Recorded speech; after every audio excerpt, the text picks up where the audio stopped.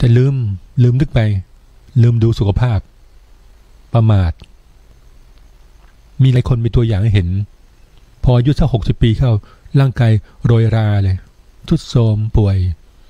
แทนที่ว่าได้พักผ่อนให้มีความสุขกลับกลายเป็นว่าหลังจากเกษียณ60 ปีแล้วเนี่ยแก่งอมไปเลยเพราะไม่ได้ดูแลสุขภาพไม่ได้ตรวจเช็คสุขภาพไม่ได้เข้าออกโรงพยาบาลตรวจความดันตรวจเบาหวานตรวจร่างกายให้มันดูดีดูงามหลังจากเกษียณอายุแล้วแต่พอเกษียณ60 ปีแล้วกลับมาตรวจเช็คที่โรงพยาบาลโอ้ยเดี๋ยวเป็นนั่นเป็นนี่เป็นโรคนั้นโรคนี้ติดตามมาเป็นลูกโซ่แล้วความสุขจะมีอะไรความสุขในชีวิตเงินทองที่หามาได้มีค่าอะไรทำงานมาตลอดชีวิตพอสุดท้ายแล้วพอเกษียณอายุ60 ปีกลับต้องเข้าออกโรงพยาบาลเนี่ยเข้าออกโรงพยาบาลเป็นป่วยนั่นป่วยนี่ร่างกายทรุดโทรมพอย้อนกลับไปแล้วโอ้เราประมาทในวัยหนุ่มสนุกสนานเฮฮาเที่ยวเตะทะเลไปตามเรื่องตามราวตามภาษาของวัยหนุ่มกินเหล้าเมายาสูบบุหรี่ทุกอย่างอบายมุขผ่านมาหมดทุกอย่างผ่านมาหมดจนบางคนถามบางคนจะถามอะไรรู้แล้วมันก็รู้ทุกอย่างเลยครับแต่สิ่งที่รู้ไปแล้วเนี่ยมันรู้ในสิ่งที่ไม่ดีไม่งามอ่ะนะเราบอกว่ารู้แล้วมันไม่ดีทั้งงานไม่ดีไม่งามทั้งนั้นเลยที่รู้แล้วเนี่ยแล้วสิ่งที่ดีที่งามล่ะถามรู้ไหมไม่รู้หรอกไม่เคยเข้าวัดเข้าวาไม่เคยไหว้พระสวดมนต์นั่งสมาธิภาวนาหรือแม้แต่ศีล5 ข้อมีครบหรือไม่ครบฆ่าสัตว์ลักทรัพย์ประพฤติผิดจริยธรรมประเพณีพูดเท็จดื่มสุรามีครบหมดเลยผลท้ายชีวิตที่ผ่านมาจนถึงเกษียณอายุแล้วเนี่ยก็เลยเปล่าดายเสียดายเวลาเสียดายเงินทองต้องมารักษาตัวต้องมาหาหมอหายารักษาสุขภาพหลังจากเกษียณแล้วอายุ60 ปีเหตุผลก็คือประมาทในชีวิตประมาทกับการเวลาประมาทกับตัวเองว่าฉันเนี่ยยังหนุ่มอยู่ฉันยังหนุ่มยังสาวฉันยังมีสุขภาพแข็งแรงไม่จำเป็นต้องไปหาหมอไม่จำเป็นต้องไปตรวจเช็คสุขภาพวัดความดันวัดเบาหวานโรคหัวใจโรคปวดตะข้อตามเส้นโรคเกาต์โรคแรงต่างมันก็จะไปตามรูปแบบนั้นเพราะว่าประมาทดังนั้นถ้าเราเนี่ยไม่ประมาท เรามีความเข้าใจในชีวิตรักษาสุขภาพให้ดีเงินทองเขาเก็บได้อีกส่วนหนึ่งก็ต้องหมั่นทำบุญทำทานบ้างสะสมบุญไปเหมือนเราสะสมทรัพย์เนี่ยเรามีเงินเดือนเท่านี้เราก็จะเก็บออมในธนาคารไว้กินเมื่อยามแก่เฒ่าจะหวังว่าหลวงจะเลี้ยงหวังว่าจะกินเกษียณบำนาญบำเหน็จบำนาญหรือว่า หวังว่าจะได้มีหลวงเลี้ยงใช้บัตรทองหรือบัตรสวัสดิภาพบัตรสวัสดิการอะไรต่างเนี่ยเมื่อสูงวัยเบี้ยยังชีพอะไรต่างเนี่ยมันโอ้โหหวังอะไรคงไม่ได้แล้วนะครับนั้นหวังพึ่งตนเองดีสุดอัตตาหิอัตโนนาโถตนจะเป็นที่พึ่งแห่งตนดีสุดรักษาตัวให้ดีรักษาสุขภาพกายและใจให้ดีอย่าได้ประมาทนะครับสำคัญคือประมาทหลายคนเราไม่สบายมาเจ็บไข้ได้ป่วยมาก็ประมาททั้งนั้น ถ้ามืดมามืดไปช่างไร้ค่าสว่างมามืดไปยิ่งไร้ผลถ้ามืดมาสว่างไปไม่อับจนเกิดเป็นคนให้รู้ทางสว่างไปแกล้งตาบอดเสียบ้างในบางครั้งเพื่อระวังจิตให้ไม่หวั่นไหวแกล้งหูหนวกเสียบ้างช่างปะไรดีกว่าไปฟังทุกเรื่องเปลืองเวลาแกล้งเป็นใบ้เสียบ้างในบางที่ย่อมจะดีกว่าพูดบ่นเหมือนคนบ้าปิดหูปากให้สนิทและปิดตาเพื่อป้องกันปัญหามากวนใจ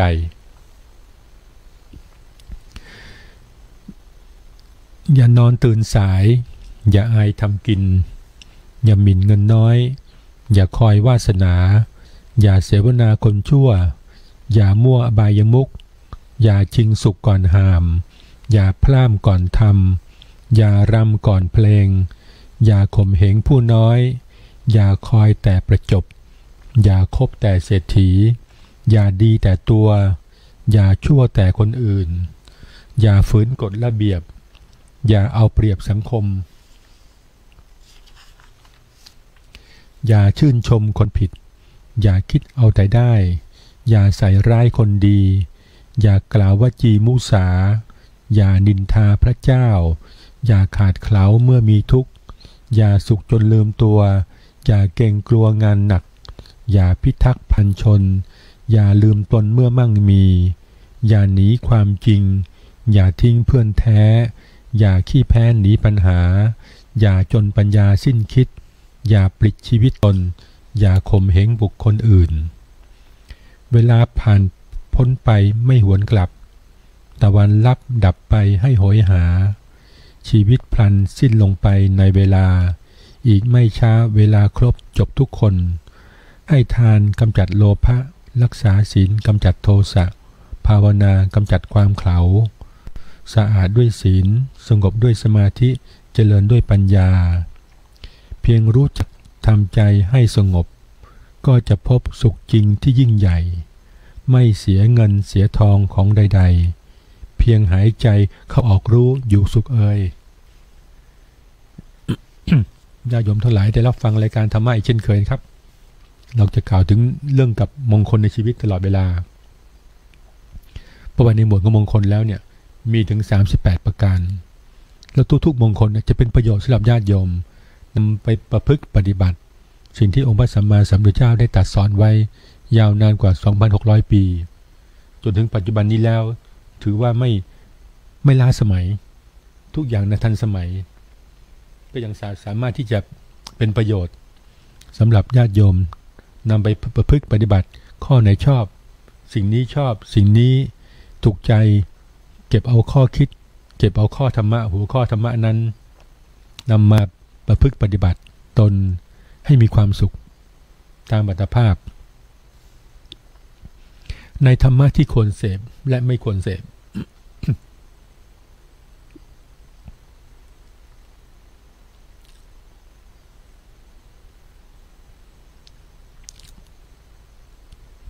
พระบรมศาสดาทรงแสดงพระธรรมเทศนาแก่เหล่าภิกษุถึงสิ่งที่ควรเสพและสิ่งที่ไม่ควรเสพ7ประการคือ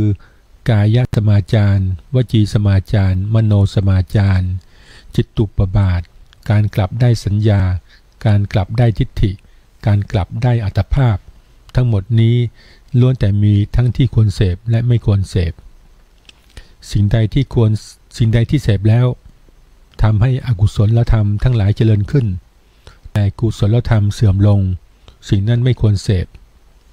สิ่งใดเสพแล้วทำให้อกุศลธรรมเสื่อมไปแต่กุศลธรรมเจริญขึ้นสิ่งนั้นควรเสพถ้าพูดโดยภาษาง่ายๆก็คือเราทำสิ่งใดก็แล้วแต่ถ้าบาปมันเกิดขึ้นส่วนบุญเนี่ยมันเสื่อมลงสิ่งนั้นก็ไม่ควรทำยกตัวอย่างง่ายๆเลยฆ่าสัตว์นั้นแน่นอนแล้วบาปเพิ่มขึ้นแน่ๆแล้วฆ่า1ตัวมันก็ติดลบไป1ตัวถ้าพูดเป็นแบบภาษาสมัยใหม่ก็คือเราฆ่า1ตัวมันก็ติดลบไป1คะแนนแล้วส่วนที่เป็นส่วนที่เป็นบุญล่ะเป็นบวกก็ลดลงเสื่อมไปหายไปสิ่งนี้ไม่ควรทำแล้วเรารู้ว่าเป็นบาปนะปาณาติบาตแต่ถ้าเราไม่ทำล่ะเว้นจากการฆ่าล่ะพอเว้นจากการฆ่าแล้วส่วนที่เป็นบาปมันก็เสื่อมลงไปเพราะไม่มีบาปแต่ส่วนที่เป็นบุญเกิดขึ้นจิตมีเมตตาส่วนที่เป็นบุญเกิดขึ้นสิ่งนี้ก็ควรทำก็คือเว้นจากการฆ่าสัตว์เป็นสิ่งที่ง่ายๆเราสามารถที่จะไตร่ตรองก่อนที่จะทำคือให้มีสติสัมปชัญญะให้มีหิริความละอายแก่ใจโอตตัปปะความเกรงกลัวอยู่ตลอดเวลาเราจะต้องเกรงกลัวตลอดเวลาเราต้องมีหิริโอตตัปปะตลอดเวลาว่าสิ่งที่ควรทำหรือสิ่งที่ไม่ควรทำเราจะมีสติสัมปชัญญะได้เราก็ต้องมีศีล5ข้อสำคัญคือข้อสุรานี่แหละข้อที่5เราไปทำผิดพลาดเราไปทำผิดพลาดเราจะไปผิดอะไรก็แล้วแต่มักจะขาดสติสัมปชัญญะกว่าการยับยั้งชั่งใจก็คือเมาพอเมาแล้วทำทุกอย่างเลยพลาดหมดผิดหมดฆ่าหมดฆ่าสัตว์ลักทรัพย์ประพฤติผิดจริยประเพณีพูดเท็จเป็นหมดเลย เพราะว่าสุราพาไปนะครับมันเสียสติไปแล้วนี่มันเหมือนคนบ้ามันทำได้ทุกอย่างแล้วไม่มีความอายไม่มีความกลัวไม่กลัวตัวบทกฎหมายไม่กลัวในทุกสิ่งทุกอย่าง มันก็จะเป็นโทษมันก็เป็นบาปติดตัวไป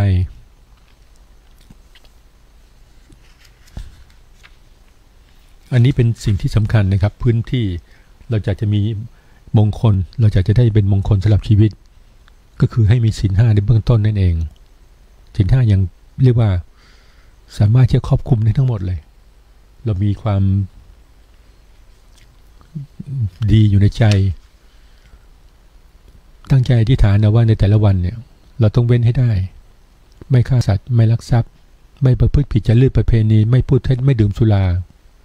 พยายามรักษาให้ได้ในแต่ละวันทบทวนใจตลอดเวลาเลยให้มีสติสัมปชัญญะหรือแม้แต่การคบเพื่อนการเข้าสู่สังคมเราต้องดูสังคมนั้นด้วย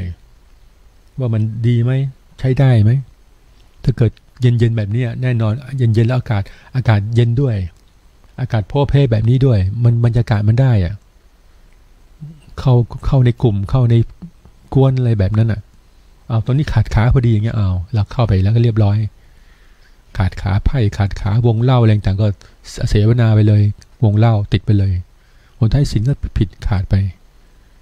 นะครับดังนั้นการคบเพื่อนเราต้องสำคัญเราไปเห็นเพื่อนเป็นกลุ่มแบบนี้กลุ่มเย็นมาก็ตั้งวงเย็นมาก็ตั้งวงโอ้ไม่ดีแน่ละมันพาเราเสียสุขภาพด้วยแล้วก็เสียเงินเสียทองเสียเวลาด้วยแทนที่จะเอาเวลาไปทำการทำงานไปทำสิ่งที่เป็นประโยชน์กับกายต้องมานั่งสุมกันกินเหล้าเมายาเฮฮาติชินนินทาพูดจานั่นนี่เลอะเทอะไปหมดอ่ะนะครับไม่ได้ว่าในวงเล่าจะมีธรรมะไม่มีทางพอเข้าวงเล่าแล้วมันมีสิ่งที่ไม่ดีไม่งามออกมาอยู่ในวงนั้นหมดคนนี้มีความลับเปิดเผยหมดคนที่เคยทำผิดอะไรเปิดเผยหมด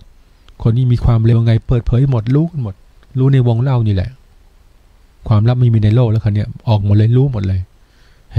ฮาติชินนินทากันว่ากันไปจนเรียกว่ามีแต่บาปทั้งนั้นในวงเล่าเนี่ยบาปตั้งแต่กายวาจาและใจวาจาก็เป็นบาปไม่มีว่าวงเล่าไหนจะพูดเรื่องธรรมะไม่มีวาจาเป็นบาปทั้งนั้นอ่ะติชินนินทาเล่าหน้าจาขวัญกันไปสนุกสนานเฮฮาถูกบ้างผิดบ้างนินทาไปนินทามาก็ลืมนินทาตัวเองลืมนินทาตัวเก่านินทาแต่ชาวบ้านรอบข้างนินทาไปหมดอ่ะทำไมไม่นินทาตัวเองว่าตัวเองเป็นคนอย่างไรมีศีลมีธรรมหรือไม่ตั้งแต่เกิดมาสร้างความดีอะไรบ้าง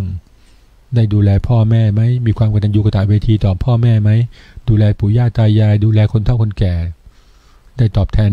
หมู่บ้านเราทำความดีเป็นบุคคลตัวอย่างมีจิตอาสาได้ตอบแทนบุญคุณของสังคมของบ้านของเมืองของประเทศชาติมีหรือไม่ต้องย้อนถามตัวเองไม่ต้องมองถึงคนอื่นอย่าไปมองแต่ความผิดของคนอื่นคนนั้นก็ผิดคนนี้ก็ผิดคนนั้นก็เป็นงั้นคนนี้ก็เป็นอย่างนั้นคนนี้ก็เป็นอย่างนี้ว่าไปว่ามาลืมดูตัวเองย้อนตัวเองตลอดเวลาเลยว่าตัวเองดีหรือยัง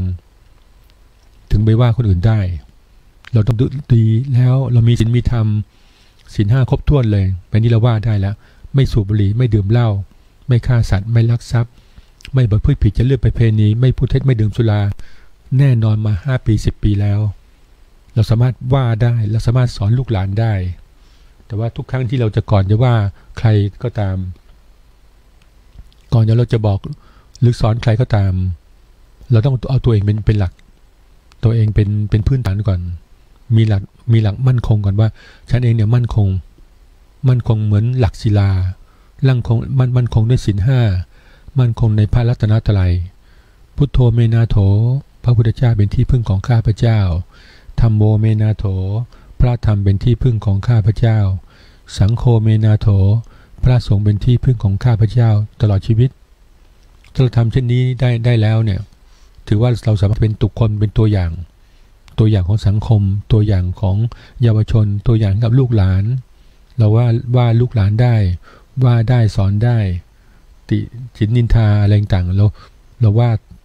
ไปได้เลยนะครับว่าบาปกรรมเหล่านั้นน่ะมันมีได้3 ทาง บาปกรรมทางกายบาปกรรมทางวาจาและบาปกรรมทางใจแม้คิดชั่วก็ชั่วนะครับพอเราคิดชั่วแล้วเนี่ยวาจาออกมามันก็ชั่ว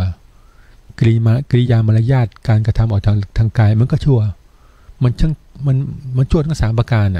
นะครับพูดแบบภาษาชาวบ้านถ้าพูดในภาษาที่สมัยใหม่ก็คือทุจริต3ประการทุจริตทางกายกรรม3วจีกรรม4มโนกรรม3ซึ่งเราจะอธิบายให้ชัดเจนในโอกาสต่อไปในหมวดของอัตตรกิตสูตรผู้รักษาตนและไม่รักษาตน พระเจ้าประเสนิโกศลทูลถามองค์พระสัมมาสัมพุทธเจ้าว่า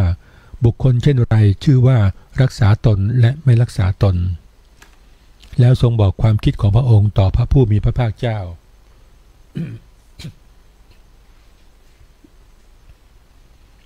พระผู้มีพระภาคเจ้าตรัสรับรองความคิดของพระเจ้าประเสนิโกศลว่าถูกต้องแล้วที่คิดว่าบุคคลผู้ประพฤติทุจริตด้วยกายวาจาใจแม้จะมีพลช้างพลม้าพลรถพลเดินเท้าคอยรักษาก็ชื่อว่าไม่รักษาตนเพราะเป็นการรักษาภายนอกส่วนบุคคลใดประพฤติสุจริตด้วยกายวาจาใจชื่อว่าเป็นผู้รักษาตนเพราะเป็นผู้รักษาภายในคราวนี้รักษาด้วยศีลแล้วคราวนี้การรักษาตนและไม่รักษาตนพระเจ้าประเสนิโกศลทูลถามองค์พระสัมมาสัมพุทธเจ้าว่าบุคคลเช่นไรไม่รักษาตนแล้วแสดงความคิดต่อพระผู้มีพระภาคเจ้าองค์พระสัมมาสัมพุทธเจ้าตรัสรับรองความคิดของพระเจ้าประเสนิโกศลถูกต้องแล้วที่คิดว่าบุคคลประพฤติสุจริตด้วยกายวาจาใจชื่อว่ารักษาตนเพราะการกระทำนั้นจะนำความเจริญมาสู่ตนเองพระองค์ทรงตรัสถึงผู้ประกอบด้วยธรรมะ10ประการคือ 1. เป็นผู้ฆ่าสัตว์ 2. เป็นผู้ลักทรัพย์ 3. เป็นผู้ประพฤติผิดในกาม 4. เป็นผู้พูดเท็จ 5. เป็นผู้พูดส่อเสียด 6. เป็นผู้พูดคำหยาบ 7. เป็นผู้พูดเพ้อเจ้อ 8. เป็นผู้เพ่งเล็งอยากได้ของคนอื่น 9. เป็นผู้จิตปองร้าย 10. เป็นผู้มีความเห็นผิดผู้ประกอบธรรมเช่นนี้เมื่อตายไปย่อมเข้าถึงนรกส่วนการชักชวนให้ผู้อื่นเห็นผิดพอใจในการเห็นผิดการสรรเสริญความเห็นผิดมีธรรมะ10ประการเบื้องต้นเป็นฐานแล้วจะทำให้เกิดธรรมะ20 30 40ประการตามลำดับเป็นผู้ถูกทอดทิ้งไว้ในนรกเหมือนสิ่งของที่เขานำมาทิ้งไว้ส่วนผู้ที่ขาดเว้นจากธรรมะ10ประการ20ประการ30ประการ40ประการนี้เมื่อตายแล้วย่อมไปสวรรค์ก็คือประพฤติในส่วนที่ดีนั่นเองประพฤติในสิ่งที่ดีก็คือ 1. เป็นผู้เว้นจากการฆ่าสัตว์ 2. เป็นผู้เว้นจากการลักทรัพย์ 3. เป็นผู้เว้นจากการประพฤติผิดในจารีตประเพณีในกาม 4. เว้นจากการพูดเท็จ 5. เว้นจากการพูดส่อเสียด 6. เป็นผู้เว้นจากการพูดคำหยาบ 7. เป็นผู้ที่เว้นจากการพูดเพ้อเจ้อ 8. เป็นผู้เพ่งเล็งเป็นผู้ที่ไม่มีความโลภนั่นเองนะครับเพ่งเล็งจากได้ทรัพย์ของผู้อื่น 9. เป็นคนที่ไม่มีจิตพยาบาทอัพยาบาทนะครับ 10. เป็นผู้ที่มีความเห็นตรงหรือเรียกว่าทิฏฐุชุกรรมมีความเห็นตรงตามความเป็นจริงอนิจจังทุกขังอนัตตามีความรู้สึกเป็นสัมมาทิฏฐิมีความรู้สึกเป็นทิฏฐุชุกรรมบวกความเห็นตรงบุคคลถ้ามีความคิดใน10ประการนี้เป็นในฝ่ายสุจริตเมื่อตายไปแล้วย่อมไปสู่สวรรค์อันนี้เป็นสิ่งที่เที่ยงแท้แน่นอนเลยมีอย่างเดียวมี2อย่างมีบวกกับลบจะไปไหนแล้วแต่ถ้าเกิดทำบาปก็ไปทางลบเลยนรกถ้าเกิดมาทำบุญก็มาทางฝ่ายบวกขึ้นสู่สวรรค์พรหมนิพพานแล้วแต่กำลังบุญของแต่ละคนแล้วแต่ความตั้งใจแล้วแต่จิตอธิษฐานว่าจะไปไหนต้องย้อนถามตนเองเลยตายแล้วเธอจะไปไหนต้องย้อนถามตลอดเวลาตายแล้วจะไปไหนเนี่ยบางคนบอกไป ไปศาลาไหนศาลานั้นศาลานี้ติดแอร์ไหมสั่งจองไม่ได้เลยติดแอร์บ้างค่าใช้จ่ายสูงหน่อยจัดดอกไม้กี่วันมีบนพระกี่รูปใส่ซองแล้วเท่าไหร่มีเครื่องเททานอะไรบ้างถวายเพลอะไรบ้างสั่งไว้เลยนะครับตามใจเจ้าภาพศาลาติดแอร์ก็ไปแบบหนึ่งหรือจะตั้งศพไว้ที่บ้านแล้วแต่อันนี้มันเป็นแค่พูดล้อเล่นกันไปแต่จริงๆแล้วมันเป็นมรณานุสติคือการเตรียมจิตเตรียมใจว่าการพูดถึงความตายไม่ใช่พูดสิ่งไม่ใช่เป็นการพูดสิ่งที่ไม่ดีไม่งามเป็นบาปเป็นลางไม่ใช่แต่เป็นการเตือนเพื่อให้คนเนี่ยไม่ประมาทว่าฉันเนี่ยสักวันหนึ่งก็ต้องตายพวกเราอยู่กันไม่กี่วันมันก็ตายมันก็อยู่กันไม่ถึง100 ปีเราจะกลัวทำไมกับความตายมันก็ตายทุกคนนะตายทุกวันนะเดี๋ยวก็ไปงานศพคนนั้นเดี๋ยวก็ไปงานศพคนนี้เราดูแต่ละคนที่ตายอายุน้อยก็มีน้อยกว่าฉันก็มีมากกว่าฉันก็เยอะมันตายได้ทุกโอกาสเวลาตายได้ทุกโอกาสตายได้ทุกสถานการณ์ป่วยตายอุบัติเหตุตายฆ่าตัวตายกินยาตายรถชนตายโอ้สารพัดสารเพทุกอย่างมีในโลกซึ่งองค์พระสัมมาสัมพุทธเจ้าบอกได้อย่างแท้จริงได้แล้วว่ามันไม่เที่ยงอนิจจังทุกขังอนัตตาทุกอย่างไม่เที่ยงเพื่อเตือนจิตเตือนใจให้กับพุทธบริษัททั้งหลายว่าเราจะได้ประมาทนะเราจะได้ประมาทต่อชีวิตเราจะได้ประมาทกับการเวลาหรือแม้แต่เราจะประมาทกับร่างกายเราเองว่าฉันยังแข็งแรงอยู่ยังดียังงามยังไปนั่นไปนี่ได้อยู่ๆไปตรวจโรงพยาบาลสิโหหมอเจาะเลือดมามีโรคต้องเยอะแยะ3-4 อย่างเรียงมาเป็นแถวเลยไหนจะเบาหวานล่ะไหนจะไขมันสูงล่ะไหนจะโรคเกาต์น่ะไหนโรคไตเสื่อมล่ะสายตาเสื่อมประสาทหูเสื่อมเริ่มไม่ค่อยได้ยินละเริ่มดับละยิ่งอายุมากๆเข้า70-80เนี่ยมันเริ่มดับไปทีละส่วนตั้งแต่ตาเป็นต้อเนื้อต้อลมต้อหินอะไรแล้วแต่เริ่มมองไม่เห็นแล้วประสาทลิ้มรสล่ะกินอันนั้นก็บะลำกินอันนั้นก็ไม่อร่อยไม่ถูกใจคนนั้นทำอาหารก็ไม่ถูกใจมันเสื่อมไปหมดแล้วมันไม่เหมือนคนหนุ่มก็อะไรก็รับได้หมดอ่ะอะไรก็ฉันได้หมดละแต่พออายุมากแล้วเริ่มจะเหมือนเด็กๆละคือมากเรื่องเลี้ยงยากแต่ก็เลยคนแก่บางคนโหเลี้ยงยากโอ้ตามใจยากบางทีลูกหลานเบื่อเอาอันนั้นเอาอันนี้อะไรก็ไม่ถูกใจอะไรก็ไม่ถูกใจโอ้ยตายไปมาถ้าคนแก่เป็นแบบนี้แล้วก็มีหวังลูกหลานหนีหมดเราต้องเตรียมใจถ้าเกิดเราเป็นคนแก่แล้วเราต้องเป็นคนแก่ที่เลี้ยงง่ายหรือแม้เราเริ่มเจ็บไข้ได้ป่วยเริ่มไม่สบายเราก็ต้องเป็นคนไข้ที่เลี้ยงง่ายกินยาง่ายเชื่อฟังหมออย่าไปอ้อนยาอย่าไปแอยามันกินก็กินเพื่ออยู่นะครับอยู่ไปอย่าไปเบื่อโลกอย่าไปเบื่อชีวิตอย่าไปเบื่อยาอย่าไปเบื่อโรงพยาบาลอย่าไปเบื่อหมออย่าไปกลัวเข็มต้องโดนแน่ๆละเข็มเนี่ยเดี๋ยวเจาะเลือดเดี๋ยวหมอเจาะเลือดเดี๋ยวหมอจะเจาะเลือดเดี๋ยวหมอจะเติมน้ำเกลือโหไทยบางคนกลัวเข็มนี่หน้าเนอซีดหมดอ่ะกลัวเข็มถ้ายิ่งมีเข็มที่ถ้ามีเข็มเบอร์14บางที่เจาะบริจาคโลหิตอ่ะโหนั้นเจ็บมากเลยคนที่เคยบริจาคโลหิตจะรู้เจาะเข้าที่ข้อแขนเนี่ยเข็มเบอร์14โหเจ็บแต่มันก็ต้องทนนะสร้างบุญนะครับอย่าไปบริจาคเลือดนี่บริจาคโลหิตเพื่อสภากาชาติไทยบริจาคเลือดโลหิตเพื่อช่วยเหลือคนต่อไปในเมื่อตัวเองมีสุขภาพแข็งแรงต้องยอมเจ็บหน่อยเจ็บที่ข้อแขนนี่แหละแทงเข้าปึ๊กเลยตอนที่แทงไปเราก็นึกถึงตัวต่อมันจี้เดียวนะครับนี่แหละบริจาคเลือดแหละแล้วหมอก็ให้ลูกยางมาบีบลูกยางเป็นลูกหัวใจบ้างลูกยางกลมๆเป็นรูปหยดน้ำบ้างหยดเลือดบ้างแล้วก็บีบไปบีบทางอย่าไปเร่งนะครับบางคนทำเหมือนกับอวดหมออวดนางพยาบาลอวดว่าตัวนี้ที่เท่ตัวนี้แข็งแรงบีบใหญ่เลยบีบมือเนี่ยบีบเพื่อจะปั๊มเลือดออกไปมาหน้าซีดแต่มองเห็นแล้วตายแล้วไปเร่งเลือดไปเร่งให้เลือดออกเร็วแบบนั้นน่ะเร่งเหมือนเกียร์1เกียร์2เกียร์3เกียร์4อะไรต่างๆโอ้ยตายไปเร่งเลือดแบบนั้นก็ตายให้หนึ่งหน้าซีดหน้าเหลืองผิดเลยมันกลัวจะไม่เด่นไม่ดังหรือไงกลัว กลัวจะไม่ตายหรือไงไม่ทราบอะไปเร่งเลือดแบบนั้นอะอันตรายอ่ะเหมือนแทนตัวหน้าเหลืองสิครับหมอดูโอ้ยตายแล้วจะเป็นลมให้ได้มันเลือดออกเร็วเกินไปอ่ะนะครับไปเร่งแบบนั้นอ่ะไม่ดีไม่ถูกใจเย็นช้าๆนะครับบีบบ้างคลายบ้างบีบลูกยางคลายไปทำใจสบายพักผ่อนให้ดีดื่มน้ำมากๆทานข้าวมาหรือยังอะไรต่างแบบนั้นหมอจะถามบางคนบอกจะไม่ทานข้าวเช้ามาเลยน้ำก็ไม่ได้ดื่มเนี่ยอยู่ๆไปบริจาคเลือดเดี๋ยวก็ช็อกอ่ะร่างกายขาดน้ำกระทันหันน่ะดีไม่ตายอ่ะนะครับนี่การบริจาคเลือดก็ดีเป็นการบริจาคในขั้นที่เรียกว่าทานะอุปปารมีบริจาคอวัยวะเป็นทานเป็นการสร้างบารมีในระดับที่2ทานะบารมีแล้วก็บริจาคเส้นบริจาคทานบริจาคข้าวน้ำโภชนาหารจะดูปัจจัยต่างๆทานะอุปปารมี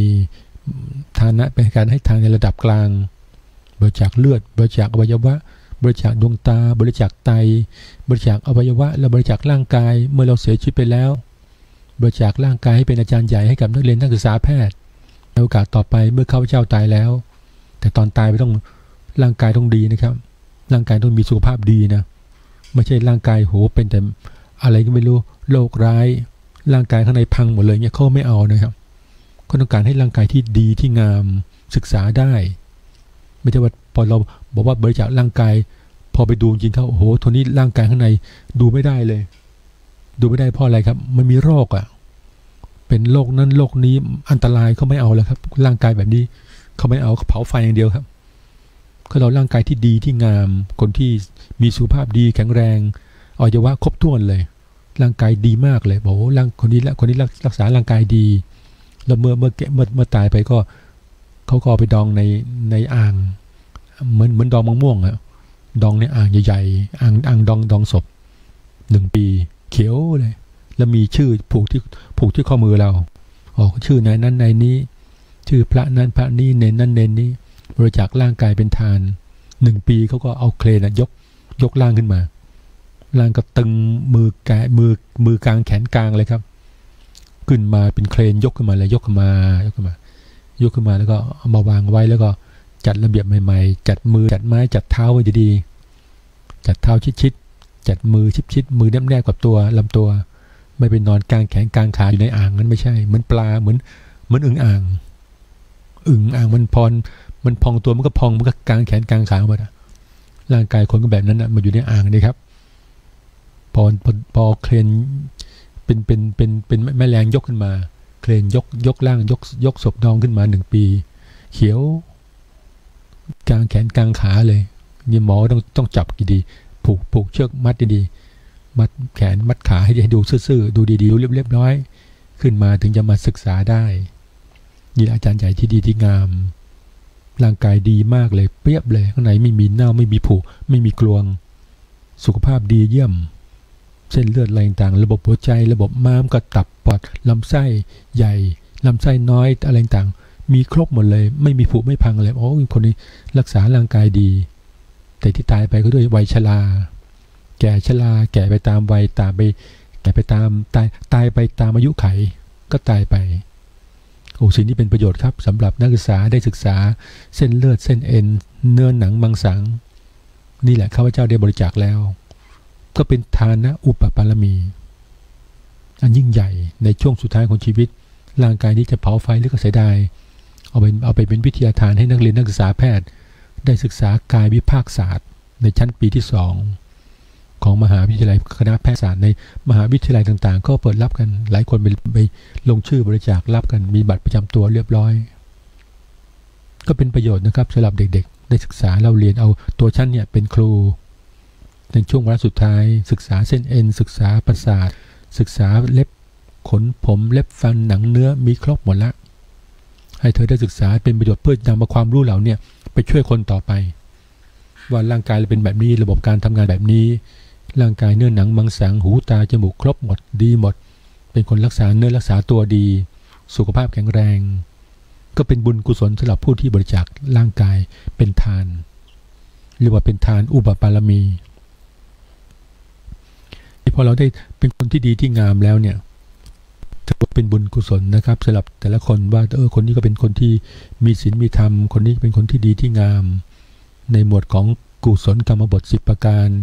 ในช่วงที่เขามีชีวิตอยู่เขาก็ทำได้หมดครบ10ประการในทางตรงข้ามถ้าเกิดคนที่ไม่เอาไหนเลยเกิดมาเหมือนเกิดมาโลกอ่ะมันไม่โลกอย่างเดียวนะมันเกิดมามันล้นคุกด้วยดูในคุกสินะครับคุกตามที่ต่างๆเนี่ยยกตัวอย่างคุกในเขตอำเภอแม่แตงอย่างเงี้ยโหมีเท่าไหร่เนี่ย 6,000 คนก็ตอนเนี้ยถามผู้คุม 6,000 คนแล้วช่วงนี้ยามหนาวทำไงผู้คุมครับผู้คุมบอกว่ายามหนาวนี่ก็แจกผ้าห่มกันคนละ4 ผืนทุกคนเลยได้หมดเลยคนละ4 ผืน4 ผืนเป็นผ้าห่มอุ่นอย่างดีเลยเป็นผ้าใยสังเคราะห์อย่างดีเลย4 ผืนนอนเบียดกันในศาลาเนี่ย4 ผืนแล้วก็ผืนหนึ่งก็ทำหน้าที่เป็นหมอนอีก3 ผืนก็ห่มนอนอยู่ในคุกนะครับไม่ได้ไปไหนนะครับมีกฎระเบียบเรียบร้อยแล้วอาบน้ำทำไงมีตั้ง 6,000 คนอาบน้ำก็อาบน้ำหมู่แล้วครับคนละ7 ขันครับบังคับเลยครับไม่ได้ว่าอาบกันโคมคามเป็น10 ขัน20 ขันตุ่ม2 ตุ่มไม่ใช่อาบเป็นจังหวะ7 ขันให้เรียบร้อย7 ขันออกไป7 ขันออกไปผู้คุมคอยดูแลอยู่ห้ามเกิน7 ขันน้ำแจกขันน้ำตักวักเลย1 2 3 4 5 6 7ครบออกไปเลยแต่ห้ามเกิน7 ขันผู้คุมคอยอยู่เพราะว่าคนตั้ง 6,000 คนน่ะน้ำที่ไหนพอใช้ใช่ไหมฮะไหนจะน้ำแล้วไหนจะอาหารล่ะลองถามผู้คุมดูสิอาหารการกินของพวกที่ต้องโทษเป็นอย่างไรบ้างทางผู้คุมก็บอกว่าก็ใส่เป็นถาดบางทีเป็นกระมังหนึ่งก็กิน2 คนกินก็หันหน้าเขาไว้กันอ่ะมีช้อนอยู่ก็ตักกินกันไป2 คน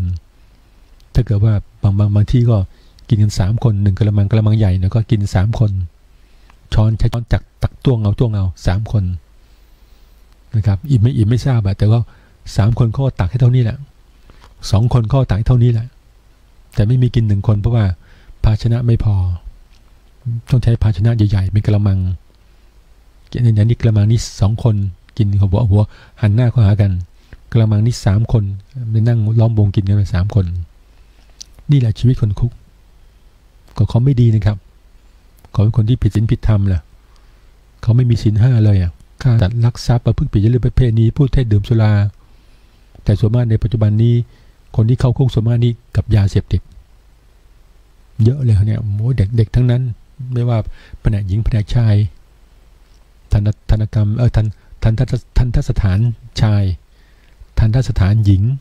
ยาเสพติดทั้งนั้นมากมายทะเลาะวิวาทบ้างฆ่ากันบ้างทำร้ายร่างกายบ้างคดีอุจจการบ้างนะครับพวกค้ายาเสพติดอะไรต่างแต่ถ้าเกิดการทะเลาะวิวาทกันขึ้นก็ต้องใส่ทรวนโซ่ตรวนนะฮะใส่ลากไปทั้งใส่ที่มือใส่ที่ข้อเท้าด้วยเป็นโซ่เหล็กไปไหนก็อุ้มโซ่เหล็กไปด้วยดึงไปด้วยเดินไปมีโซ่ลากไปด้วยโซ่หนักๆผูกที่ข้อมือผูกที่ข้อเท้าจนกว่าคนนั้นจะมีความรู้สึกสำนึกแล้วก็มีความประพฤติเรียบร้อยจึงจะขออนุญาตทางหัวหน้าผู้คุมได้ให้ปลดโซ่ได้แต่ที่ยังดุร้ายอยู่ดุร้ายควบคุมอารมณ์ไม่ได้เหมือนสัตว์ป่าเงี้ยทำร้ายร่างกายเพื่อนด้วยกันนะครับบางทีดุร้ายเนี่ยเราเห็นแล้วน่ากลัวทางผู้คุมเล่าให้ฟังบอกที่น่ากลัวครับพวกนี้บางทีเขาควบคุมสติไม่ได้เพราะว่าเสพยาเสพติดพอเกิดอารมณ์คุ้มคลั่งเกิดอารมณ์ร้ายขึ้นมาแล้วก็โอ้แทบจะฆ่ากันเลยครับในคุกเนี่ยถ้าเกิดผู้คุมควบคุมไม่ทันนะหรือว่าไปห้ามปรามไม่ทันนะครับต้องมีการตายเงินขึ้นเลยครับเพราะพวกนี้เขารักษาอารมณ์ไม่ได้ควบคุมสติปัญญาควบคุมอารมณ์ไม่ได้เป็นคนโหดร้ายเพราะว่าเขาเสพยาเสพติดมาก่อนเสพสุรามาก่อนจนเรียกว่าเสียสติเลยสติเสียเพราะฉะนั้นไม่เหมือนคนปกติละดังนั้นพวกที่อยู่ในคุกหรือว่าในทันตสถานเนี่ยก็เลยเหมือนตกนรกทั้งเป็นถูกคุมตลอดเวลาทุกอย่างมีกฎระเบียบห้ามออกมาถูกคุมดัดนิสัยให้ฝึกอาชีพให้ทำตนให้เป็นประโยชน์ให้มีระเบียบวินัย ให้มีอาชีพให้มีความรู้ตามขั้นตอนของเขานะฮะว่าเขาอยู่อย่างไรบ้างแต่ส่วนมากคนเหล่านี้แล้วผิดศีลทั้งนั้นผิดศีลเลยต้องเข้ามาเป็นนอหนูชอช้างคือนักโทษชายถ้าเกิดเป็นนอหนูยอหญิงก็นักโทษหญิงนะครับอยู่ในเขตทันตสถานนี้ก็เหมือนตกนรกทั้งเป็นนั่นเองนะครับไม่ได้อยู่กับพ่อกับแม่ไม่ได้อยู่กับเพื่อนๆไม่ได้สนุกสนานเฮฮาไม่ได้ไปไหนมาไหนในช่วงปีใหม่ไม่ได้อยู่กับพ่อกับแม่กับพี่กับน้องกับเพื่อนๆอยู่กันมีความสุขตัวเองก็เนี่ยเพราะว่ามีพฤติกรรมแบบนี้มีจิตใจแบบนี้ก็ต้องมาในแบบนี้แหละมาแบบคนมืดๆล่ะคนเทาๆก็ต้องอยู่แบบเนี้ยเราจะไปอยู่ในที่แจ้งไปอยู่ในที่บุคคลที่สว่างคนที่มีศีลมีธรรมคนที่มีจิตใจงดงามไหว้พระสวดมนต์นั่งสมาธิภาวนาก็ไม่ได้เพราะมันไม่มีทำไม่ได้นะครับมันเป็นส่วนที่เป็นฝ่ายตรงกันข้ามหมดเลยคือเป็นส่วนที่เป็นสีเทาหรือสีดำดังนั้นผลของการไม่ประพฤติธรรมและประพฤติธรรมเนี่ยก็มีทั้งบวกทั้งลบในครั้งหนึ่งชาวสาละซึ่งอยู่แคว้นโกศลถามถึงเหตุปัจจัยที่ทำให้สัตว์บางพวกเนี่ยเมื่อแตกกายทำลายขันธ์แล้วย่อมเข้าถึงอบายมุขทุกขติวินิบากนรกบางพวกเข้าถึงสุคติโลกสวรรค์องค์พระสัมมาสัมพุทธเจ้าตรัสตอบว่าผู้ไม่ประพฤติธรรมและประพฤติไม่สม่ำเสมอเมื่อแตกกายทำลายขันธ์แล้วเข้าถึงอบายมุขทุกขติวินิบากนรกส่วนผู้ที่ประพฤติธรรมและประพฤติเรียบร้อยเข้าสู่สุคติโลกสวรรค์แล้วทรงแสดงลักษณะของผู้ที่ประพฤติธรรมและผู้ที่ไม่ประพฤติธรรมอย่างละเอียดแจ่มแจ้ง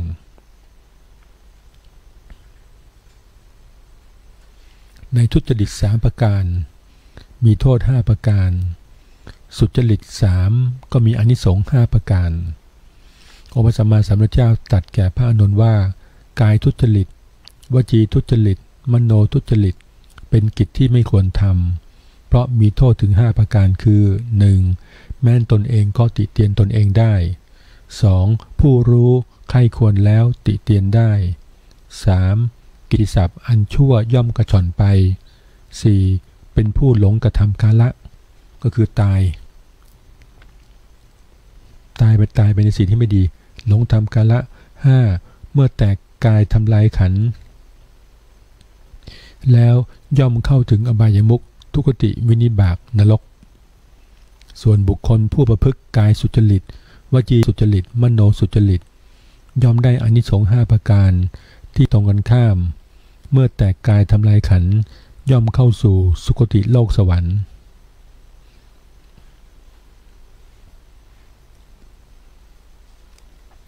เหตุปัจจัยที่ทำให้สัตว์ตายแล้วเข้าถึงทุกขติและสุคติพราหมณ์คนหนึ่งทูลถามพระผู้มีพระภาคเจ้าถึงเหตุปัจจัยที่ทำให้สัตว์ในโลกเมื่อแตกกายทำลายขันธ์แล้วบางพวกเข้าถึงอบายทุกขติวินิบากนรกบางพวกเข้าถึงสุคติโลกสวรรค์พระบรมศาสดาตรัสตอบพราหมณ์ว่าผู้ประพฤติธรรมเมื่อแตกกายย่อมเข้าถึงสุคติโลกสวรรค์ส่วนผู้ไม่ประพฤติธรรมหรือประพฤติไม่สม่ำเสมอเมื่อแตกกายทำลายขันธ์ย่อมเข้าถึงอบายทุกขติวินิบากและนรกเมื่อจบพระธรรมเทศนาพราหมณ์นั้นประกาศตนเป็นอุบาสกขอถึงพระรัตนตรัยเป็นสรณะตลอดชีวิตความดีนะครับใครๆก็เห็นความดีความงามก็ย่อมเข้าถึงซึ่งองค์พระสัมมาสัมพุทธเจ้าขอถึงซึ่งพระพุทธพระธรรมพระสงฆ์เป็นสรณะชีวิตเป็นสรณะตลอดชีวิต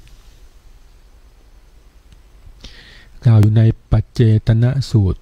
ความคดของไม้กับคนองค์พระสัมมาสัมพุทธเจ้าตรัสแก่ภิกษุทั้งหลายว่าในอดีตการพระราชาพระองค์หนึ่งทรงพระนามว่าพระเจ้าปัจเจตนะทรงรับสั่งให้ช่างไม้ทำล้อรถใหม่คู่หนึ่งให้เสร็จภายใน6 เดือนเวลาผ่านไป6 เดือนหย่อนอยู่6 วันช่างทำล้อรถได้ข้างเดียวแล้วใช้เวลาที่เหลืออีก6 วันทำล้อรถอีกข้างหนึ่งพระราชาไม่ทราบความแตกต่างของล้อที่ใช้เวลาทำต่างกันช่างไม้ ได้อธิบายว่าล้อที่ทำ6 วันกลิ้งไปสุดกำลังแล้วล้มลงเพราะใช้ไม้ที่คดทำส่วนอีกข้างหนึ่งกลิ้งไปสุดกำลังแล้วไม่ล้มยังคงตั้งอยู่ได้เพราะใช้ไม้ที่ไม่คดทำองค์พระสัมมาสัมพุทธเจ้าตรัสว่าสมัยนั้นเราคือช่างไม้รถนั้นเราคือช่างรถนั้นแล้วตัดต่อไปว่าภิกษุหรือภิกษุณีผู้ไม่ละความคดทางกายทางวาจาและทางใจชื่อว่าได้พลัดตกลงไปจากธรรมวินัยเหมือนกับล้อข้างหนึ่งที่ทำเสร็จโดยใช้เวลา6 วันส่วนภิกษุหรือภิกษุณีผู้ละความคดทางกายทางวาจาและทางใจชื่อว่าดำรงมั่นอยู่ในธรรมวินัยเหมือนล้อข้างที่ทำสำเร็จโดยใช้เวลา6 เดือนหย่อนไป6 วันแล้วทรงสอนให้ภิกษุและภิกษุณีทั้งหลายละความคดทางกายทางวาจาและทางใจ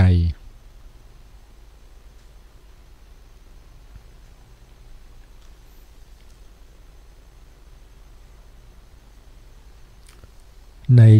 วิตก3 ประการองค์พระสัมมาสัมพุทธเจ้าตรัสแก่ภิกษุทั้งหลายณเชตวันมหาวิหารว่ากามวิตกพยาบาทวิตกและวิหิงสาวิตกย่อมมีเหตุบังเกิดขึ้น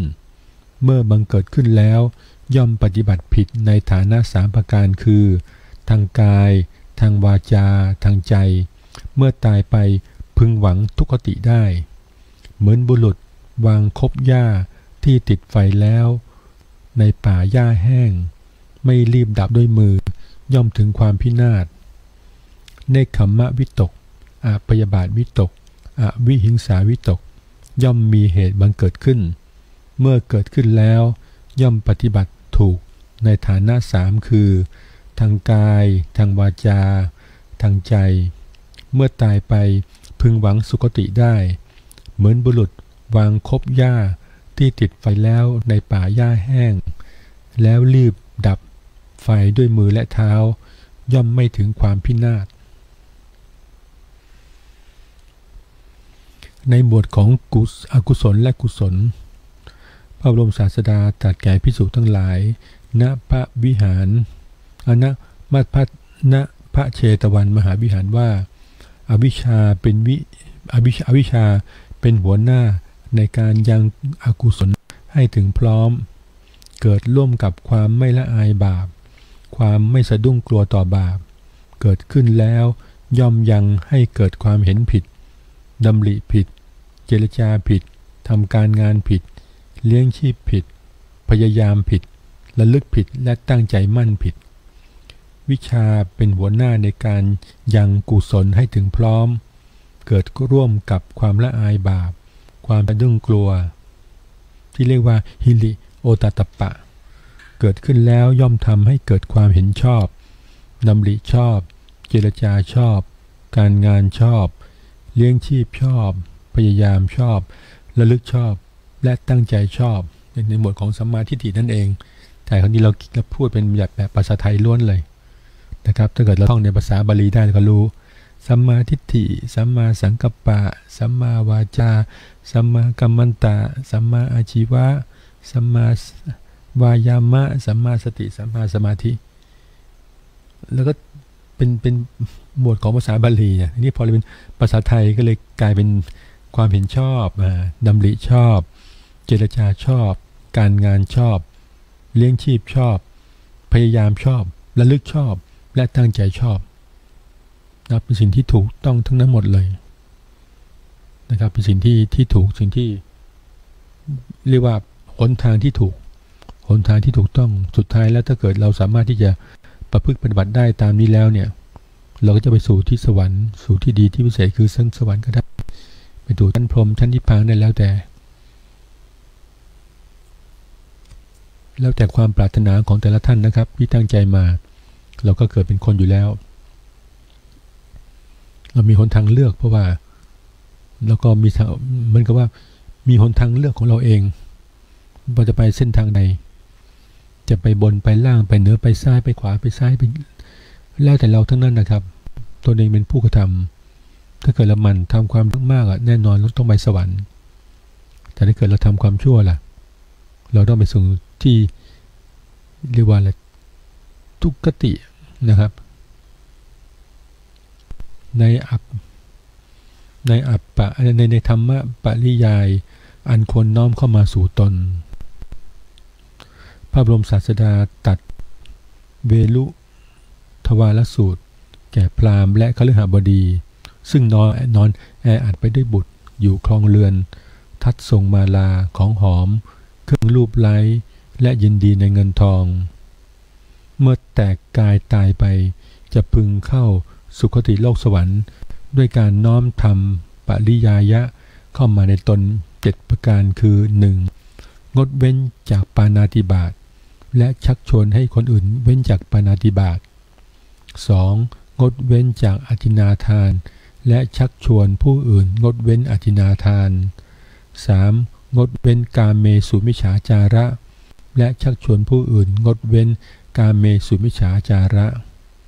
4. งดเว้นจากมุสาวาทและชักชวนผู้อื่นงดเว้นจากมุสาวาท 5. งดเว้นจากปิสุนาวาจาและชักชวนให้ผู้อื่นงดเว้นจากปิสุนาวาจา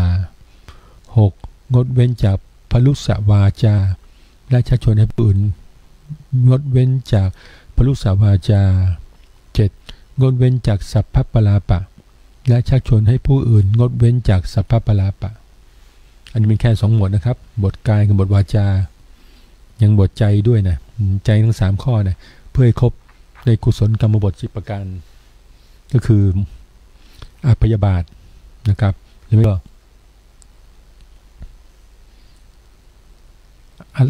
อโลภะก่อนอโลภะอพยาบาทแล้วก็ทิฏฐุชุกกรรมในอีก3ข้อเป็นครบ10ข้อพอดี10ข้อในหมวดของกุศลกรรมบท10ในอกุศลธรรมและกุศลธรรมองค์พระสัมมาสัมพุทธเจ้าตรัสแก่ภิกษุทั้งหลายว่าอกุศลธรรมคือความเห็นผิดดำริผิดเจรจาผิดการงานผิดเลี้ยงชีพผิดพยายามผิดระลึกผิดและตั้งสติตั้งใจผิดส่วนกุศลธรรมคือความเห็นชอบดำริชอบเจรจาชอบการงานชอบเลี้ยงชีพชอบพยายามชอบระลึกชอบและตั้งใจชอบอันนี้หมวดของความดีคือกุศลธรรม10ประการในหมวดของสมาธินั่นเองสำคัญมากๆเลยสมาธิถ้าเกิดเราเห็นทุกอย่างเป็นสมาธิเห็นทุกอย่างเป็นความสิ่งที่ถูกต้องแล้วก็ทุกอย่างก็ราบรื่นครับไปได้สวยไปได้ดีทีเดียวแต่ถ้าเกิดบุคคลคนนั้นเป็นมิจฉาทิฏฐิแล้วก็โอ้ยพูดยากครับพูดยากชักนำยากอธิบายยากชักชวนยากจะไปเข้าวัดเข้าวาไหว้พระสวดมนต์นั่งสมาธิภาวนามีข้ออ้างแล้วไม่มีเวลาเลี้ยงหลานทำมาหากินส่งดอกเบี้ยธนาคารเป็นหนี้ธกส.เป็นหนี้นอกระบบผลท้ายเลยไม่ต้องเข้าวัดกันมีข้ออ้างในการทำความดีแต่ความดีเหล่านี้เราไม่จำเป็นไม่ต้องมาเข้าวัดอย่างเดียวทำความดีเราทำความดีที่บ้านก็ได้ตั้งใจสิตั้งใจไม่ฆ่าสัตว์ตั้งใจไม่ลักทรัพย์ตั้งใจไม่ประพฤติผิดจริยประเพณีตั้งใจไม่พูดเท็จตั้งใจไม่ดื่มสุรามันอยู่ที่ความตั้งใจนะครับของพวกเราทั้งนั้นโทษใครไม่ได้ไปโทษว่ามันไม่ไปก็เสียเพื่อนอย่างเงี้ยมันก็ไม่ได้ก็เพื่อนพาเราเสียนี่ไม่ได้เราเสียเพื่อนมันเสียอยู่แล้วอ่ะแล้วมันพาเราเสียไปด้วยอ่ะนะครับเราแต่ว่าเสียเพื่อนก็เสียเพื่อนแล้วแต่ว่าเราไม่อยากเราก็ต้องยอมเสียเพื่อนเพื่อจะได้ไม่เสียศีลไม่เสียสุขภาพไม่เสียเวลาไม่เสียทรัพย์สินเงินทองถ้าเกิดเราเข้าไปเราได้เพื่อนอ่ะแต่ว่าเราเสียสุขภาพเสียเงินเสียทองเสียเวลาเสียสุขภาพเสียบุคลิกด้วยกินเหล้าเสร็จดูไม่ได้เลยกลายเป็นคนละคนไปเลยบางคนถอดเสื้อเลยครับบางคนร้อนอ่ะถอดเสื้อเดินกลับบ้านเลยร้อนอ่ะนะครับยังดีว่าเดินกลับบ้านถูกบางคนกินจนเกินเลยเดินกลับบ้านไม่ถูกเลยเพื่อนๆต้องหามปีกไปส่งเนี่ยมันดูไม่ได้เลยแล้วชาวบ้านก็รังเกียจอ่ะแล้วลูกหลานเราเห็นแล้วมันทั้งหมดความเคารพสิครับว่าโอ้โหพ่อเราเป็นแบบนี้สามีเราเป็นแบบนี้ดูไม่ได้เลยดีไม่ดีมาถึงมาอาเจียนอีกล่ะออกมากองเมื่อเริ่มอย่างเงี้ยแล้วใครจะเก็บกว่าล่ะก็มันเป็นหน้าที่ของแม่บ้านสิเป็นหน้าที่ของลูกๆสิ คอยดูแลทำความสะอาดบ้านคอยเปลี่ยนเสื้อเปลี่ยนผ้าคอยไปอาบน้ำคอยเช็ดตัวมันน่ารังเกียจทั้งนั้นแหละครับมันไม่ใช่ว่าดีว่างามนะครับมันหมดจากความเป็นคนไปเลยแทบจะเดินบางคนเมาหนักจนแทบจะเดินสีเท้าเลยบางคนเดินไม่ได้เลยนอนเลยลากเข้ามาเพื่อนมันนำมาส่งหน้าบ้านต้องลากเข้ามาเลยครับเดินไม่ไหว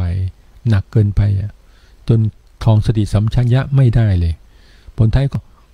ลูกๆเขาไม่ขาดความเคารพสิครับบอกโอ้ยพ่อเป็นทำตัวแบบนี้ดูไม่ได้เลยมันก็ไม่ต่างอะไรกับสัตว์ใช่ไหมครับเพราะคลานสีเท้าเข้าบ้านเลยโอ้โหลากเข้ามาเลยแทบจะลากคอเข้ามาเลยเข้ามานอนในบ้านอยู่ข้างนอกแล้วเดี๋ยวสุนัขมันเลียปากเอาปิดประตูขายหน้าก็ขายหน้าอายเพื่อนบ้านตายไปดูไม่ได้เลยครับคลานเข้ามาในบ้านแล้วนอนอยู่นะถ้าฝั่งฝ่ายแม่บ้านทั้งลูกๆทำไงล่ะเขาจำเป็นต้องทำความสะอาดเช็ดเนื้อเช็ดตัวเช็ดที่ตัวเองอาเจียนออกมาดูไม่ได้เลยครับสาบเล่าหึงเลยนะครับผลท้ายก็เสียภาพพจน์แล้วตัวเองจะเอาอะไรไปพูดกับสอนให้ลูกหลานเห็นแบบนี้แล้วนี่เสียภาพแล้วนี่เสียผู้ใหญ่จะเป็นผู้หลักผู้ใหญ่ได้ดีได้อย่างไรจะเป็นผู้นำครอบครัวได้อย่างไรจะไปทำมาหากินอะไรเจ้านายเขาคงไม่ชอบเดี๋ยวพรุ่งนี้มันตื่นมาโซเซไปทำงานไม่ได้แล้วครับหนักหัวปวดหัวแล้วทำไงมันหายปวดหัวล่ะถอนครับแบบนี้จังซี่ไม่ต้องถอนนะครับยังถอนอีกตกลงก็เลยถอนทุกวันเลยครับเนี่ยเอาละ3 วัน4 วันเมื่อต้องไปทำการทำงานแล้วครับไม่ว่าวันเสาร์วันอาทิตย์วันจันทร์วันอังคารถอนอยู่นั่นแหละ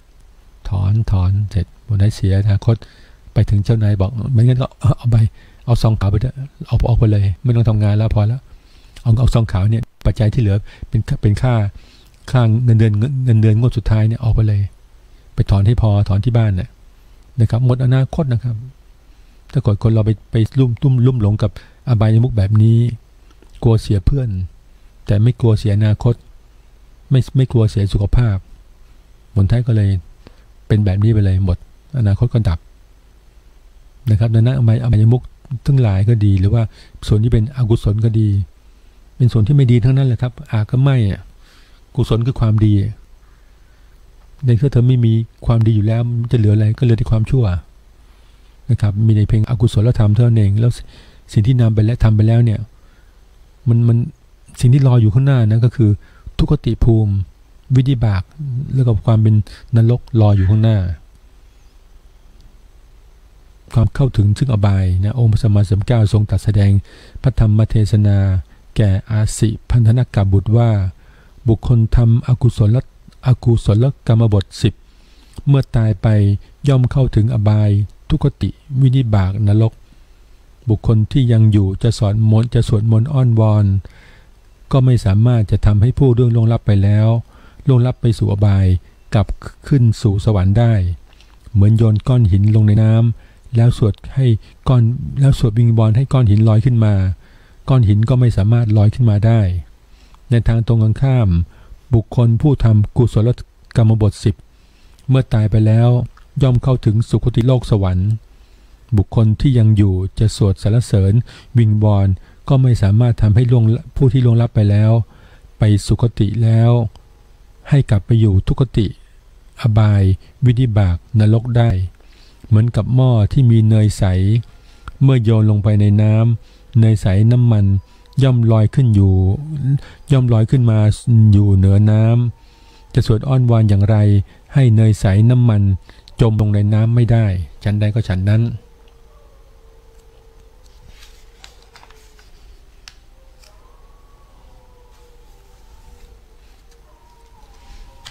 วันนี้ก็คงจะสมควรแก่เวลานะครับญาติโยมทั้งหลายเราจะถึงในวันงานทำบุญให้กับหลวงปู่ครูบาธรรมชัยครบรอบที่ท่านมรณภาพนานกว่า33ปีในวันที่27ธันวาคมนะครับแรกๆตอนแรกเราได้กะไว้วันที่20ธันวาแต่ว่าเป็นวันเลือกตั้งก็เลยเลื่อนไป7วันคือเลื่อนไป1สัปดาห์เป็นสัปดาห์ใกล้ๆกับปีใหม่ปี2564เป็นวันที่27ธันวาคมนะครับครบรอบงานทำบุญเป็นงานบำเพ็ญกุศลให้กับหลวงปู่ครูบาธรรมชัยครบรอบที่ท่านมรณภาพนานกว่า33ปีก็ได้นิมนต์พระสงฆ์มาสวดมนต์ในวิหารสวดมนต์ถวายเพลถวายเครื่องแทนทานต่างๆ ช่วงตอนเที่ยงก็จะมอบตอนเที่ยงก็จะบอกบุญชาวบ้านมาตั้งโรงทานนะครับโรงทานโรงอาหารข้าวหม้อแกงหม้อข้าวน้ำโภชนาหารตามอัธยาศัยเลี้ยงเพลพระด้วยส่วนในช่วงบ่ายก็จะมอบทุนการศึกษาเด็กนักเรียนที่เราคัดเลือกขึ้นมาเด็กๆ100 คนแล้วก็มอบทุนการศึกษาเขาคนหนึ่ง500 บาทก็เพื่อจะถวายเป็นบุญกุศลให้กับครูบาธรรมชัยในโอกาสที่ท่านได้ครบรอบการมรณภาพนานกว่า33 ปีตั้งแต่ปีพ.ศ. 2530ซึ่งถ้าอยู่ตอนนี้แล้วก็จะมีอายุถึง106 ปีตอนท่านมรณภาพท่านอายุได้73 ปี 6 เดือนท่านเป็นผู้ที่ได้สร้างคุณูปการให้กับวัดทุ่งหลวงให้กับชุมชนในเขตอำเภอแม่แตงมากมายได้พัฒนาวัดทุ่งหลวงเนี่ยจากที่ไม่มีอะไรเลยเนี่ยปี 2497 มีเป็นอารามเล็กๆนะครับเนื่องไม่มีอะไรที่จะเป็นถาวรวัตถุได้เลยหลวงปู่ครูบาธรรมชัยก็พัฒนาเสนาสนะในวัดทุ่งหลวงเนี่ยให้ดูดีดูงามยาวนานกว่า66 ปีตั้งแต่ปีพ.ศ. 2497 จนถึงปัจจุบันเราจะมีโบสถ์มีวิหารมีกำแพงมีพระธาตุพระเจดีย์มีศาลาหรือแม้แต่โรงอบยาสมุนไพรท่านก็ได้ใช้ภูมิปัญญาท้องถิ่นเนี่ยด้านยาสมุนไพรช่วยเหลือชาวบ้านคนที่เจ็บไข้ได้ป่วยให้หายจากทุกขเวทนาหายจากโรคภัยไข้เจ็บมียาสมุนไพรส่วนหนึ่งที่ได้ช่วยเหลือชาวบ้านทั่วไปด้วยภูมิปัญญาท้องถิ่นก็เป็นส่วนหนึ่งที่หลวงปู่ครูบาธรรมชัยได้